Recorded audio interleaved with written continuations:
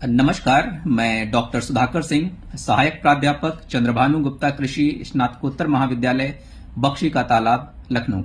आज हम बात करने वाले हैं क्रॉपिंग इंटेंसिटी को लेकर। तो क्रॉपिंग इंटेंसिटी का मतलब ये है कि मान लीजिए किसी किसान के पास 1 हेक्टेयर लैंड अवेलेबल है और उस 1 हेक्टेयर लैंड पर फार्मर खरीफ, रबी और समर तीनों सीजन में फसलें लेता है। तो 3 multiplied by 1 is equal to 3 hectare area.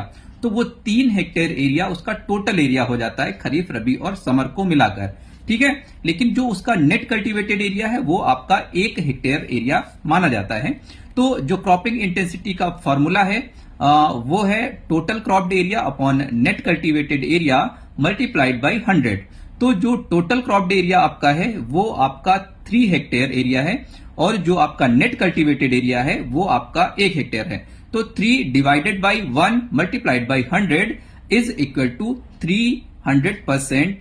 ये आपका जो 300% है ये आपका क्रॉपिंग इंटेंसिटी माना जाएगा। ठीक है, तो ऐसे ही अगर आप एक साल में केवल एक ही फसल लेते हैं तो उसका जो क्रॉपिंग इंटेंसिटी होता है वो 100% होगा, और अगर एक साल में आप 2 फसलें लेते हैं तो उसका जो क्रॉपिंग इंटेंसिटी आएगा वो 200% आएगा।